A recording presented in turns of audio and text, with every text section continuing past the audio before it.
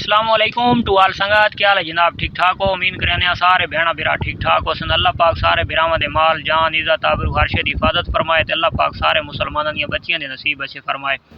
बार के सामने परले पासे मिसा पी जिथे जानवर चरदे वरदे नहीं माशाअल्लाह परचेज कीता ते इत्थे थोड़ी इन्हां नूं ग्रेविंग करवाई और अलहमदुलिल्लाह जी सामने वधे कन्न वाली न्यू एंट्री हुई। अलहमदुलिल्लाह दो जानवर अपने फार्म वास्ते सिलेक्ट किए और इंशाअल्लाह परचेज करके आंदे ताकि इंशाअल्लाह पूरी डिटेल इन्हां अपने जानवरों की देने भाई कित्थों आए तो के इन्हां दी पोजीशन है।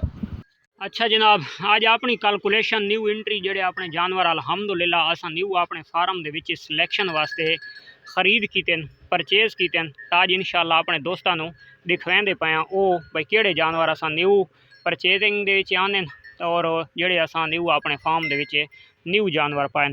तो दो जानवर अलहमदुलिल्लाह असां परचेज कीते और दो जानवरों के एक जानवर अलहमदुलिल्लाह क्रॉस भी हो गई है, एक जानवर अजे तक क्रॉस नहीं होया। पहले नंबर तो ये भेड़ जी पानी पीनी खलोती है, असा ये परचेज की है अपने फार्म वास्ते आगा अपनी ब्रीड वास्ते। तो ये जनाब साढ़े बखर दे औलोख हैं, ये उन्होंने घर की ब्रीड है। तो दूसरा जानवर असा ये परचेज किया है। इसका पिछू सानू बायोडेटे का पता नहीं है, लेकिन असा एक अपनी कैलकुलेशन की है कि सानू ये जानवर पसंद आए। इसकी हाइट, इसकी लेंथ माशाल्लाह बहुत अच्छी लेंथ है और बिल्कुल कक्की अलहमदुलिल्लाह। और इस जड़ी जड़ी चीज़ असा अपने फार्म वास्ते सिलेक्शन करेंदे रहने अज वो दसा ये दुम्ब दे अगे लंबी और जेडे इन्होंने कन हैं तो ये कन बिल्कुल पतला नफीस कन है दे पाओ। ये जड़ा कन आता है तो ये कन हार्ड बहु आता है, इस वजह तो असा जनाब इस जानवर की सिलेक्शन की और इसकी माशाल्लाह हाइट लेंथ भी बहुत अच्छी है।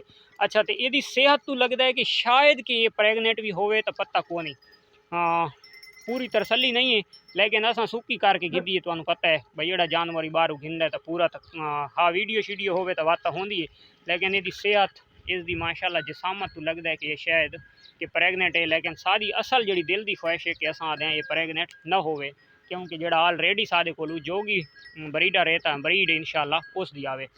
दूसरे नंबर दो तो जो औलखा के घरों जानवर आया तो इसकी भी माशाल्लाह बहुत अच्छी लेंथ है।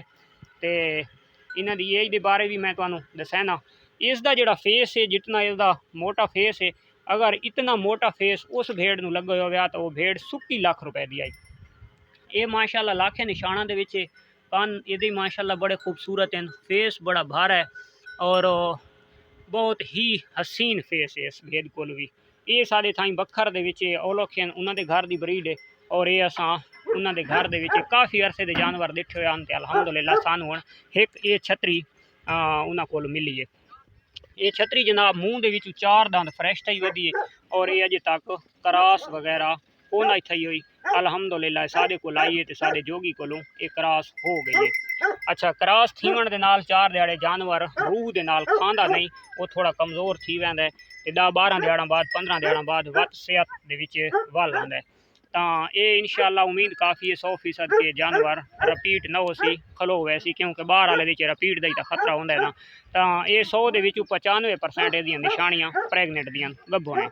अच्छा, ये जी भेड़ है तो ये मूँह के फ्रैश 2 दांत है, न चौगी है तो न छिगी है। पहली दफ़ा डिलीवर इस करना है, यानी कि इस पहले अगे डिलीवर को नहीं किया होया।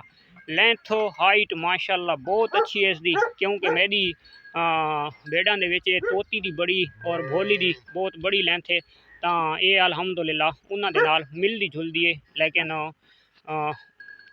ये थोड़ी क्वालिटी वाइज होर चीज़ है वो होर चीज़ है, क्योंकि शादी होने पर दरवाजे उत्ते तोती खलोती है तो तोती ते वो अपने घर की ब्रीड है, उसकी चाहत ते देख तो खैर हो रहे यदि हो रहे तो इंशाअल्लाह ये जी ब्रीड आसी तो लाजवाब आसी।